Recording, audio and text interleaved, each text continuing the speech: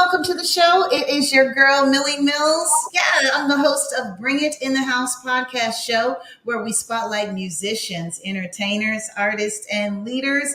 And we have an entertainer, an artist, a musician, all in one. He is super fantastic. Let's give it up for international keyboardist, composer, and producer, Ken Powell. Woo!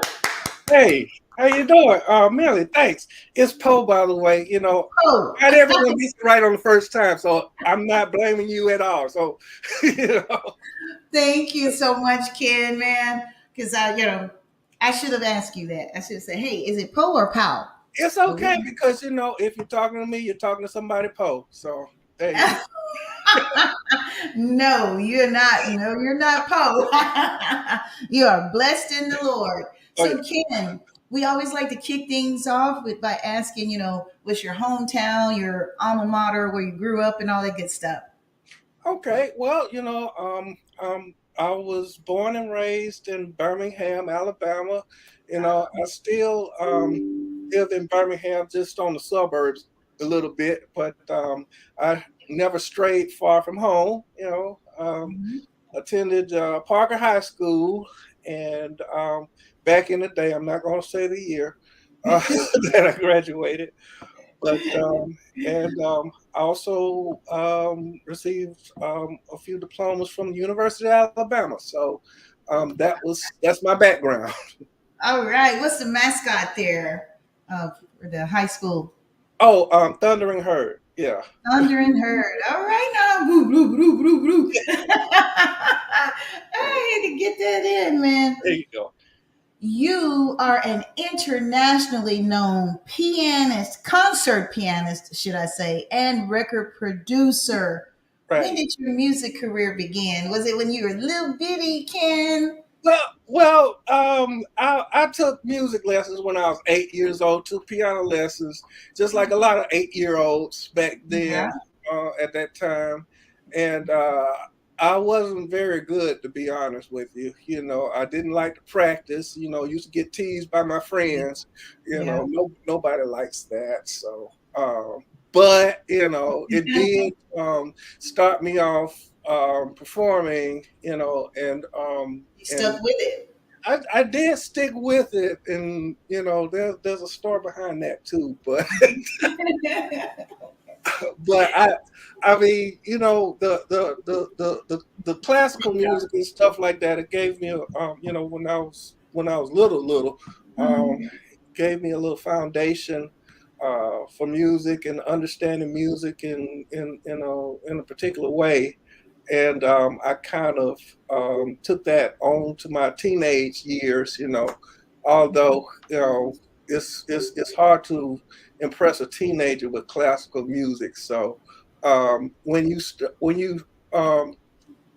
example, when you play Chopin or Mozart for someone, they're not really that impressed, it turns out, But if you play Luther Vandross or Teddy Pendergrass, okay, you'll get a crowd, you get applause, So that's the direction it took, and I kind of went with it and where it took me. Yeah, and I'm so glad you did. I'm glad you stuck with it. And look at you now. You're reaping the awards. You're a Grammy Award nominated jazz recording artist. I mean, that's amazing. You have been a fixture. Yeah. You make it sound so good, I was like, oh, really? Who's this guy? I got to meet this guy. Yeah. but yeah, it's it turns out you could do a lot if you have time to do a lot, and it's what it's how you make use of your time more than anything else, and not to get all biblical, but that's what God gave man, dominion and power. He wanted us to manage our time. Right, exactly. And I think if you do things for the right reasons, the rewards will come. Some people get into the music industry wanting to be famous, wanting to get paid and things, and that might be the right reason for them. I'm not questioning that, but that was never the motivation for me. That's not what gave me the love for what I do, and I think people recognize it when you love what you do, more Mhm. than anything else. And I think if you don't seek out the rewards, they'll come to you anyway. They will come. I agree. I agree. What feeling do you get, Ken, when you're playing? I mean, what does it do for you?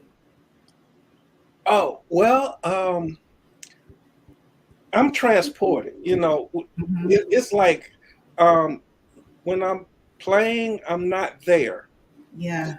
Yeah. I'm somewhere else, you know. I've heard that And before from other artists. So, yeah, yeah. And part of the thing is that,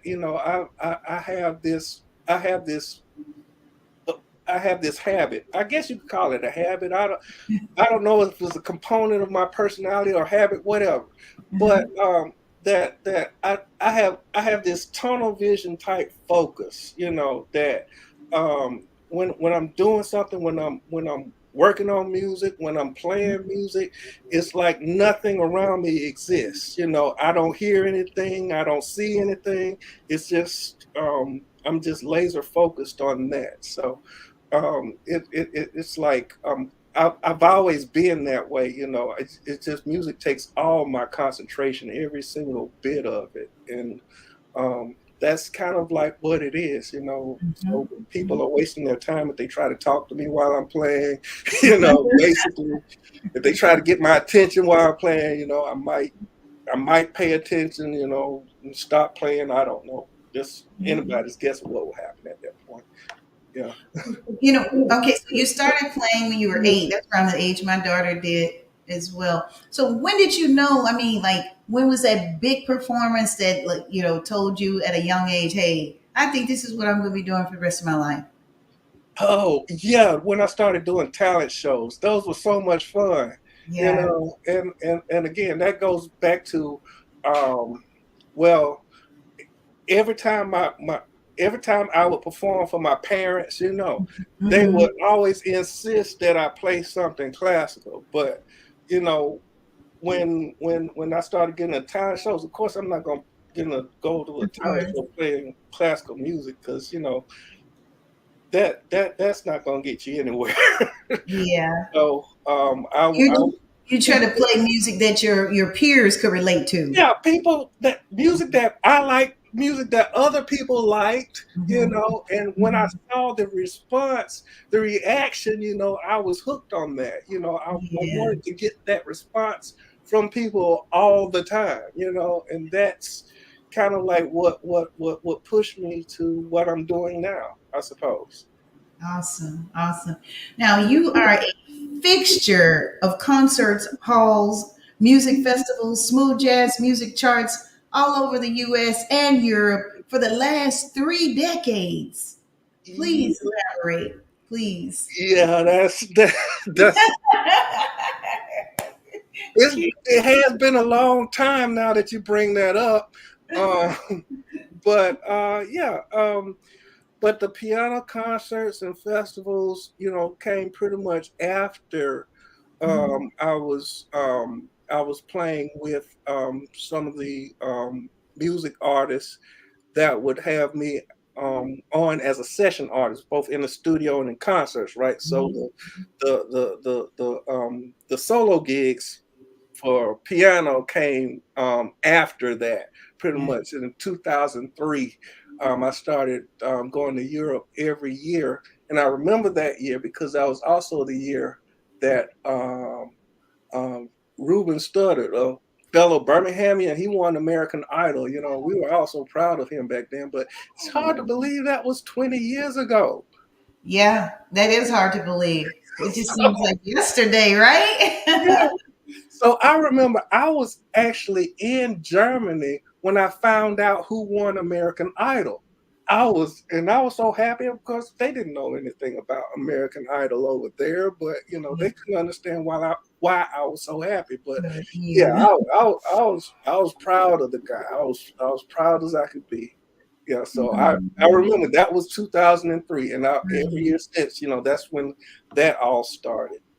Well, up until COVID, of course, they Yeah, closed yeah. everything out.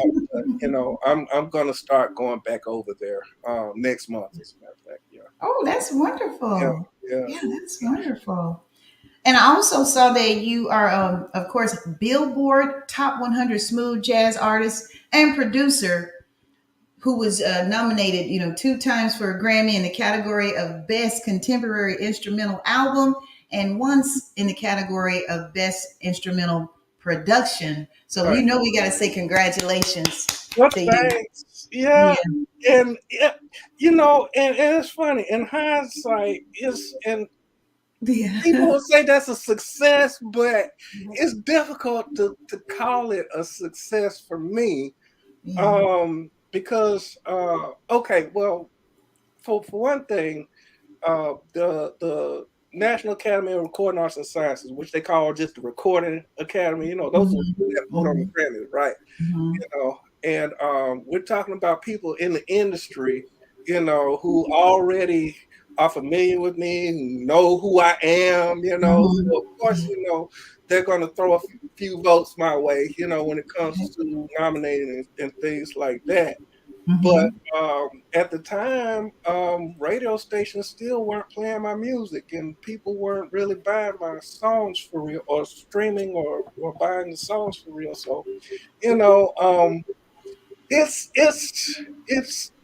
was sort of. I, Mhm. I wouldn't say it was not a big deal, but I mean, it just didn't feel like I was successful at the time. I didn't feel Mhm. successful. And Yes. so, but and plus it turns out that, well, I was under the false impression that, oh, okay, well, I got this seal of approval from the Recording Academy by almost winning the Grammy. So um then radio stations will have to play my music, because Mhm. if everybody knows it's good, but that was not the case at all. That's not the So case. yeah, it was not the case. So, but that didn't come, the charts and everything like that. Chart success didn't come really until fairly recently in 2020. So, Mhm. Mhm. but yeah, it was fun when I was doing it. It was fun when it was all happening. Yes, I know it was. I know it was. I was looking. I got just a little distracted because I'm looking at all the comments here. Your publicist Desiree, she was chiming in, and of course, she says that you have a big gig in Germany in Yes, August, coming up yes, in August. Yeah. yes. That's Mhm. right. That's right. They're doing some private events with some friends over there. I haven't. I I think they started the festivals back, but I'm not sure. But Mhm. I haven't gotten any invitations to any. So, but maybe next year. I don't know. Right, right, right. Now, Ken, I went to your website, kenpo.com, and that's when I got a chance to kind of, hear some of your music and all that good stuff. So I got a chance to listen to Stepping, and then you did a cover instrumental version of her single Could Have Been. Mm, yeah. And but then your latest single, Amore Roma. Hmm. Yeah, that's really nice. That's really really nice, and that's from your latest album, On the Level, correct? That is, and there's a story behind the title of that song. A little Mhm. story might find it humorous. I don't know, but I wasn't trying to be all Eurocentric or anything like that. Mhm. But the thing is that uh, I I like I find it very hard to come up with a good name for a song. Very You know, song. that's Mhm. probably the hardest part of writing a song because it's an instrumental song. It doesn't have any words. So what Yeah, are you going to call this song right here? yeah, So exactly. so Yeah. I have this fondness for palindromes. Those are words or and Mhm. phrases that say the same thing backwards and forwards. Uh You huh. know, and I thought Amore Roma was a good palindrome, so I just made it the title of the song. So Okay. Well, let's take a listen and let everyone else hear. This is beautiful. Thank you.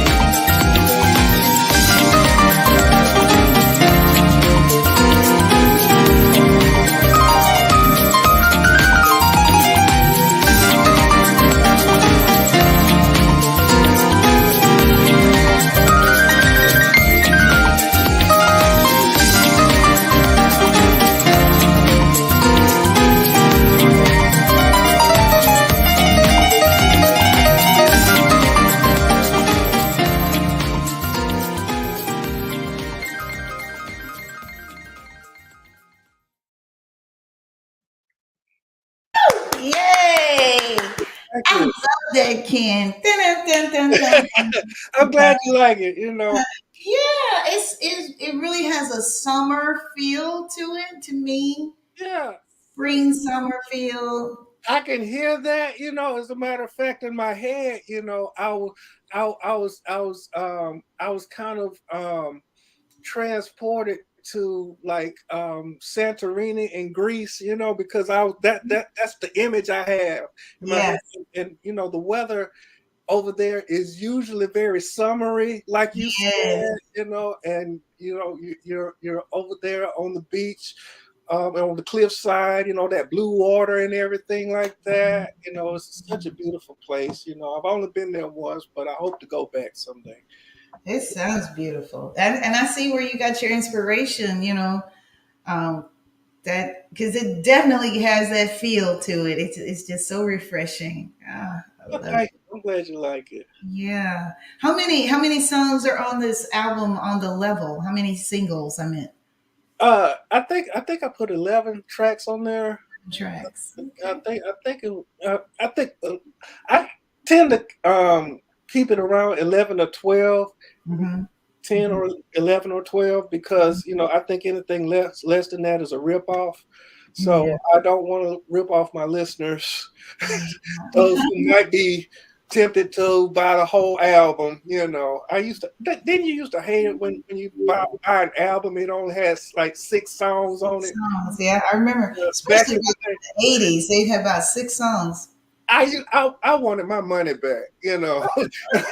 And I still remember that feeling and say, they really gypped me, and they charge the same price, as albums with 10 to 12 12 songs on it. songs. Yeah. You know, Hmm. but no, Right. I'd never do that to music lovers. I would never do that. Yes, yes. But yeah, I really like that one.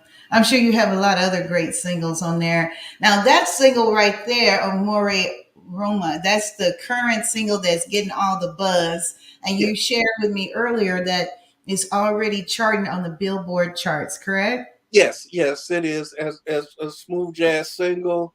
The last I checked on the chart position, it was like number 35 in the top 50 or something like that.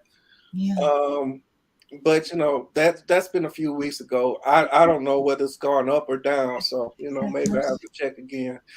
So Yeah. Well, I'm sure it has one of those bullet points going up, I'm sure. hope so. I've never asked anyone, how does an artist get to on Billboard? How do you get charted, first of all? Radio stations, they have to report how many times they played your song, and Yeah. um, and then the data collection service, Mhm. Billboard, what they call BDS. You probably know BDS. all about that. I do. Um, they rank songs according to how many times they've been played, in rotation. So I guess you could say that um, my life is in the hands of music, I see the program radio directors. programmers now. So Yeah. they control my whole career. So Well, I know that's how it used to be way back in the day when I used to be a program director, but I didn't know if it had changed now that it's just you got all these streaming devices and so I didn't know yeah, exactly. that's true. I mean, it's a, now the streaming platforms also report, the Okay, number good. of streams, so which is a good thing, That's you know. great. But then the radio station data and the streaming data, they kind of go hand in hand, because if the radio stations aren't playing you, people are not going to stream your music. So Mhm, mhm, um, mhm. yeah, they kind of married to each other, I think. Yeah, one hand washes the other. I get it. I get it.